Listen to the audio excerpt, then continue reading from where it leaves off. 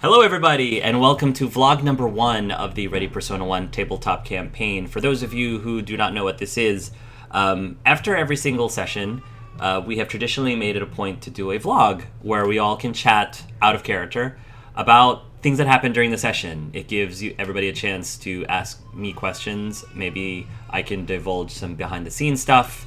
It might give a chance for you all to speculate or just talk about really whatever you want. About the session. So, yeah, today we hit a lot of different scenes. What do you all want to talk about first? Definitely about our serial killer. Come on, that orphanage is messed up. Yeah. I do want to ask Sage, how into the backstory was terrible orphanage were you? Was that just something we both made up separately? Or was that something Hark approached you with and was like... Must have been separately, because, okay. I wrote that before I was even on Hark's radar, I imagine. So, to my defense, the terrible things that happened at that orphanage did not come from me. It came from you all. So, the whole thing about Dennis being abusive and Grella being very physically abusive, that all came from Sage's backstory. Everything about the sweatshops, I didn't I kind of alluded to this. I didn't explicitly say it, but you hinted at it. I hinted at it. It's not just a sweatshop, but they also were doing child labor, slave trafficking as well. So there were people who were adopted, but they weren't actually adopted. They were just being sent off into slave labor. So that all came from Ethan's backstory. So none of that came from me. I just took the stuff you gave me, and both of you were separately in an orphanage or foster home. I was like, that's probably how the two of them met. So I just smashed them together. Interesting that we did it separate, and that you people are horrible, and it's amazing. Yeah, I remember Hark being like, wait, if you were a year younger, I could do this. And I'm like, what could you do? Don't worry about it. We'll get to it. Yeah, that was why I was talking to Sage before, out of off camera, about trying to figure out his age, because in designing the origin stories, I try to find scenes that I can have the characters interact with each other from the past, so that you at least have some sort of a history, so that when you're actually in the present time, that helps you all at least form some sort of bond easier. Yeah.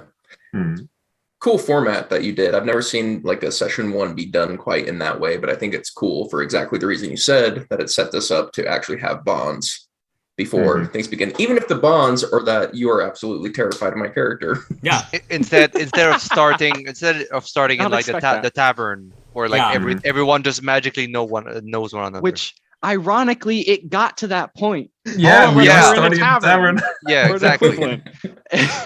Yeah, I personally hate that trope as a GM. I try to avoid you all meet in a bar, or the first session is when you all meet at we've all experienced this trope. Yeah. So I've always, even from session, the very first time I did this in my channel, with Dragon Age Season 1, I tried to do something called Origin Stories, and really it's because of Origin Stories from Dragon Age. Dragon Age had Origin Stories, so I thought that's a really cool thing. But I kept doing it with every single campaign, because all of my players seem to appreciate it, because it does allow us to explore where you all came from, and not only does it allow me to try to establish relationships between the PCs, I also am able to figure out your relationships to some of the NPCs. Because if you have a best friend, I kind of want to know, how did your friendship start, or what is your friendship like? Even back when you were kids, what was your relationship with your siblings, your family like? And so that gives me an ability to solidify that and just have a better picture, especially when you're putting things in your backstory, like Cade's first kill. What was that like? Or when Gabe got into a fight with his wife for the first time that led to the divorce. What did that look like? So I wanted to role play that organically, because it'll help me just as much as it helps you. The interesting thing as well is that a lot of you probably did not know that many of the NPCs that you met are actually NPCs created by other players. So Seymour is actually not was created by somebody else, which was Ethan. Ethan came up with Seymour, and I just dropped him into the past. Tomas's character actually came from Joey, and so, but I decided, well, maybe one of the other characters met Tomas before they even met Ave, so I just tried to add that in as well, just to establish those. To be fair, I only made one of those. You made all the other little rabbits. I tried to write them all down, but I just Timothy, Terrence, Tucker, Todd, yes, Talia, Tara, Tanya, Tessa, Trevor, Tracy, and Bob. Yeah. Bob. How many times did you practice that? I gotta ask. I didn't know that Seymour wasn't like actually a character you made for session one. I thought it was a character that you made. Yeah, so like I wasn't expecting him to be a character from someone else's backstory. Ethan told me that Seymour was the owner of the community center where he does his orchestra, but he didn't give me any more details under that, which is why I love when you all don't give me those details, because I was able to fill in, well, he's an orc, and not only was he a half-orc, he was also a mentalist that actually may have helped, because I think you noticed that I was trying to add little themes in your past that foreshadowed what you would ultimately become in the game, like the illusionist stuff, like the magician's thing, and obviously like the panda carving. Yeah, I thought that was smart. Yeah. The fact that what's her face called Amarillo yellow. Like I was being very purposeful of that, which I'm actually like, does translate to yellow. That is Spanish. Yeah. So yeah, these are things that I try to do as a GM to make it feel like you all planned this the whole time in your backstory. Mastermind. You were destined to be a panda. Yeah. No, I really it seemed kind of cheesy, the whole like, oh, he's carving a panda. Like, oh, really? How convenient. Amazing. I love the fact that the whole inspiration for the illusionist was there. So I didn't really think about the fact that there should have been an inspiration for what his superhero would be, and this was really really handy. So and lovely that the mentalist and the watch thing, amazing. Thank you. That's something that didn't even come up in any battle or so. I did not see the dark like my dark backstory scene coming. Like it was completely unexpected. I wanted your character to become vulnerable at the beginning, and not only be vulnerable but also be vulnerable to another NPC, because I feel like you can use that later on when you actually are in a group. So what else? The scene with the argument with Gabe's now ex-wife.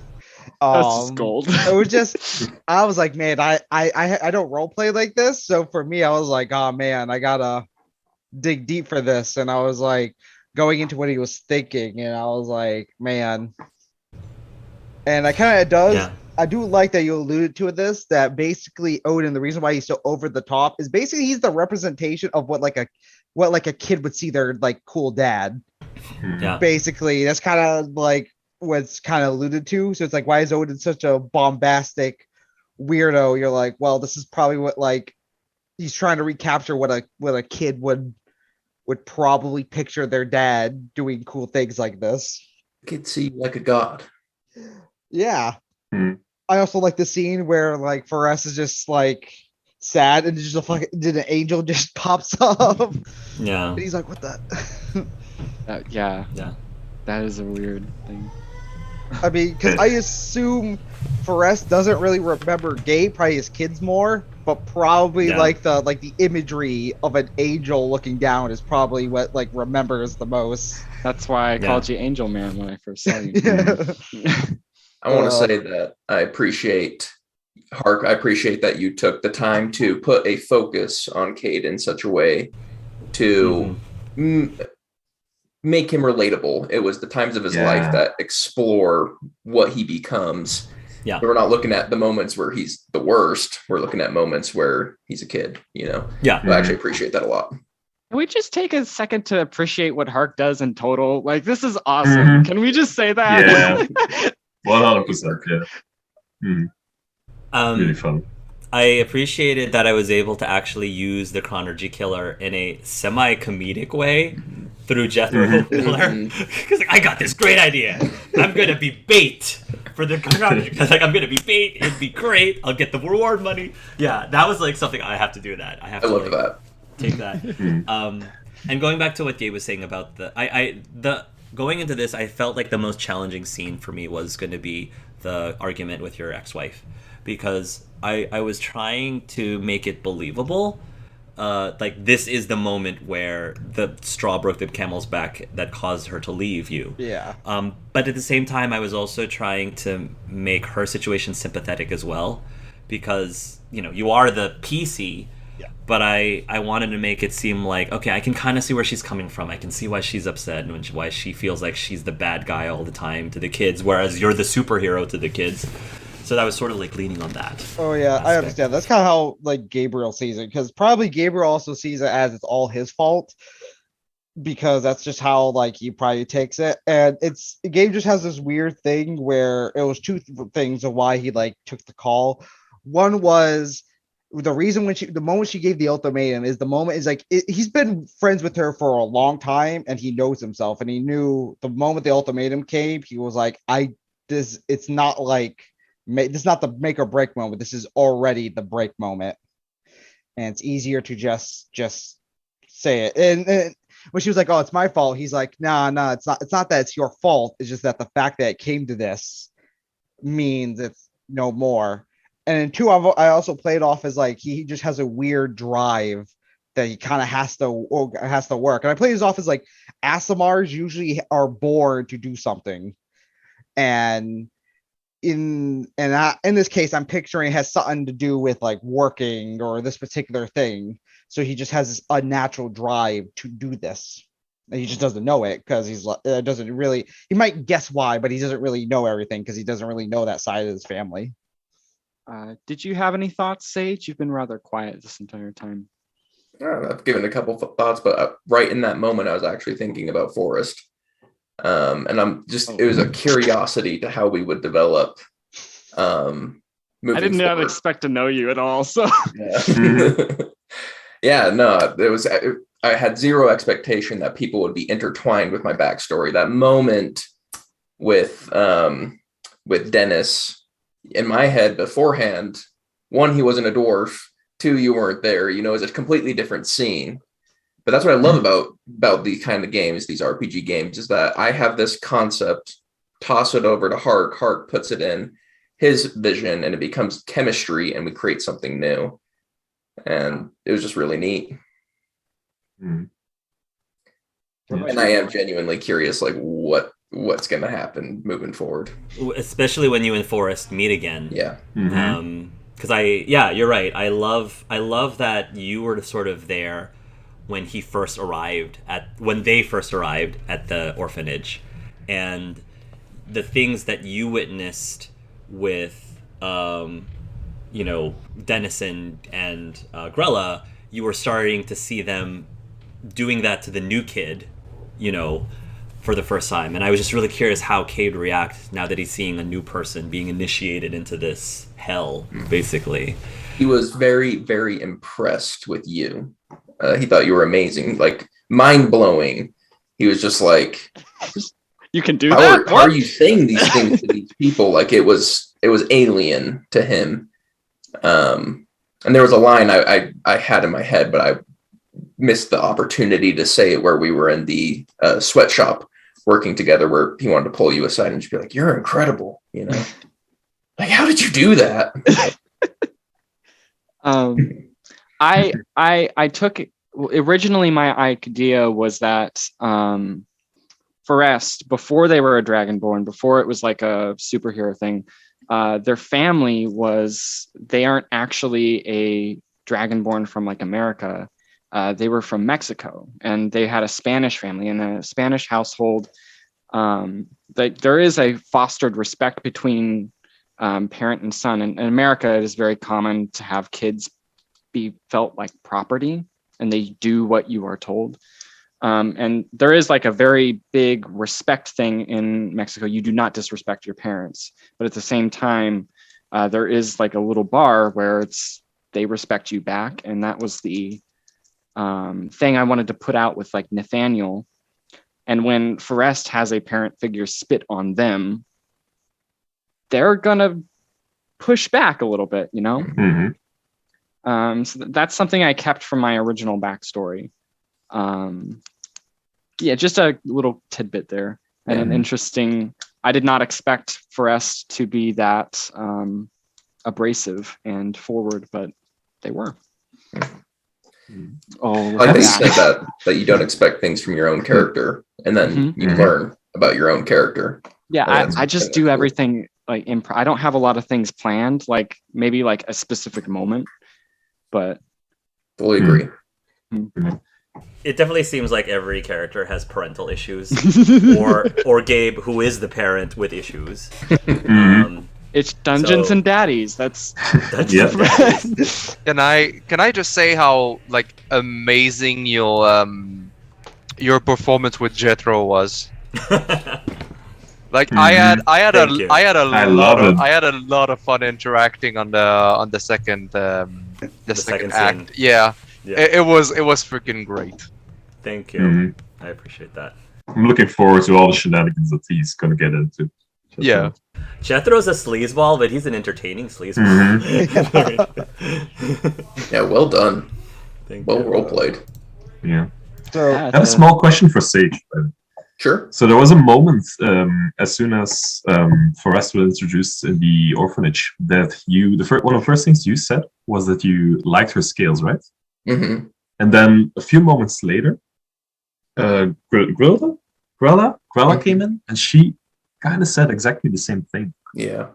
I found it really interesting. It's like, do you think it's something that he took with him with all these years, or is it just coincidence, you think? I won't comment on whether or not it's coincidence. I think it could go either way there, but I will say that Grella has influence on Cade long term, despite her probably being his worst enemy of all time. Yep. But going back to Hark forecasting things, the philosophy she shared with Cade, saying some people take up the air for the useful people. That's something that stuck. That was beautiful. Yeah. I was wondering if Sage caught that. Oh, of course. Of course. Like, oh yeah. So I'm glad you got where I was. Of course, yeah, brilliant. But as particular those skills, I can't say one way or another.